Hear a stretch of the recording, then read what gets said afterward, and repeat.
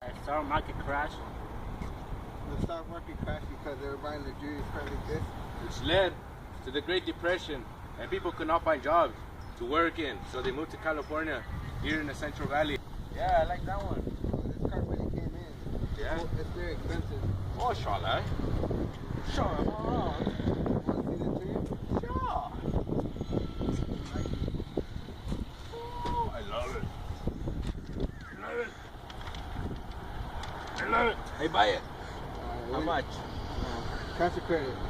Credit. Alright. I have no cash. I like it. Alright. I buy it. Here's a credit. Thank you. See you.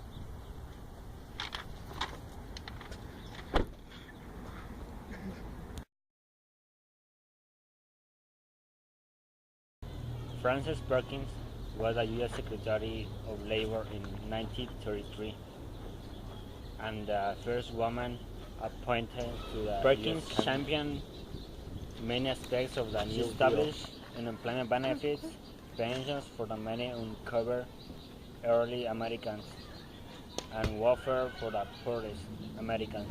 She pushed to reduce workplace accidents and help curb laws against child labor, and she was important to recover the stability of the U.S.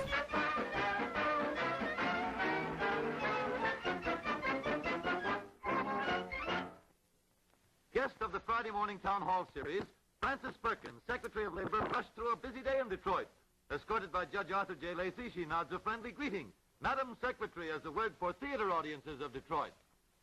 One of the great problems before American thinkers and American industrialists today is the problem of how to build up consumption power equal to our great mass production power. For we have developed perhaps more than any other nation in the world the technique of mass production, of machine production. And we can produce, have for many years been able to produce in this country in 8 months as much as we could consume in 12 months. Now this leads us inevitably to the study of two techniques for building up our consumption power to a point where it is comparable with our production power. First, the technique of shortening the hours of labor per day and per week, and second, the technique of raising the income, the wage income or the cash income of those persons who are engaged in employment in the mass production and other industries. That gives us at once a number of persons, a large number of persons, who have both the leisure in which to spend money and have through their wage levels the money to spend. Out of that we get our great internal market in America, and it is the solution of such a problem as that that is the new challenge to industrial life in America today. Thank you. The release of King Kong was an immediate hit and had a huge impact on population culture of the 1930s. It was the first film to play in two of New York's largest theaters at the same time, and the first one in the 1930s to have terrifying and horrific films. The combination of advanced species effects and poverty contains of films. Its population among Americans and European intellectuals. It was the best movie ever. All right.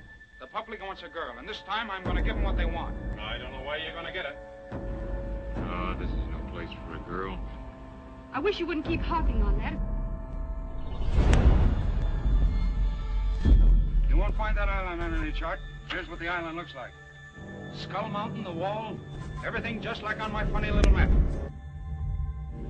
No photograph 30!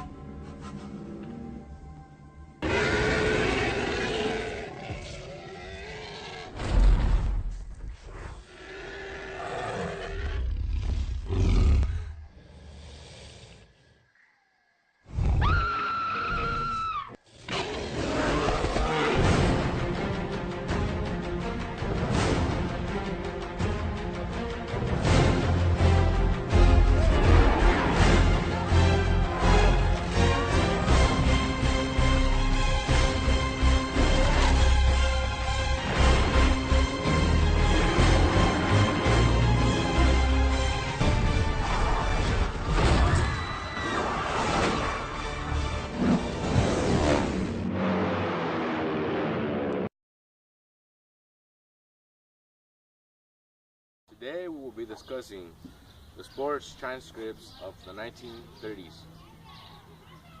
First of all, the four most popular sports expanded from white males to African American females and men. In sports, track and field, from boxing to baseball. Stadiums in the 1930s, during the Great Depression, baseball was America's favorite sport.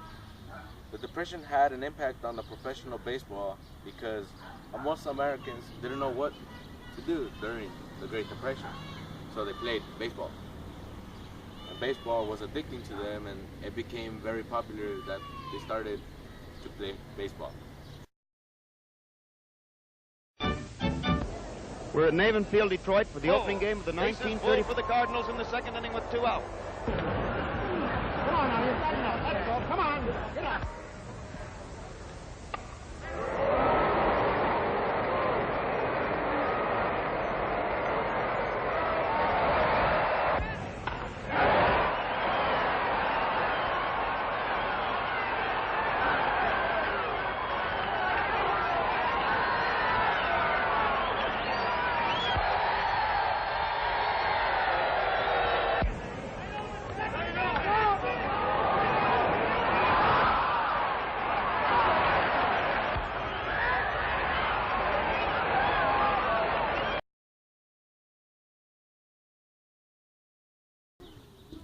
Edwin Armstrong was an American electrical engineer and inventor. Armstrong was also the inventor of modern frequency modulation, FM, radio transmission. Armstrong contributed to the most to the modern electronics technology. Armstrong received a patent of wideband FM December 26, 19. This is station KE2XCC at Alpine, New Jersey. Our programs this evening are in honor of the builder and owner of this station, Professor Armstrong of Columbia University, who died on February 1, 1954.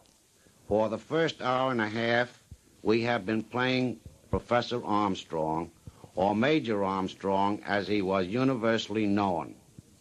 Now, as we begin a special half-hour program in memory of Major Armstrong, we want to tell you something about the Alpine station. The original station, W2XMN, on 43.1 megacycles, was completed in 1938 and put into regular service early in 1939, almost exactly 15 years ago.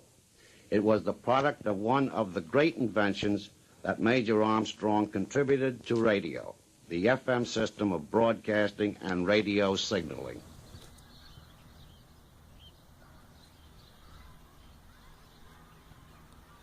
Oh, look, a paper. What does it say? Oh, look. The style of 1933? Oh, this is interesting. It says, the V-shirts, wide shoulders to the slim. What does that say? Oh, slides, flappy skirts. Oh, look, it says, facing advanced challenges. Oh, I don't know what this word says. I'm not gonna say that. Let me get this right. Okay. What does it say? Alright, it says, in the 1933, the V-shirts were the most popular shirts. Collar shirts, slacks, to match shoes. I like these days. They look pretty good.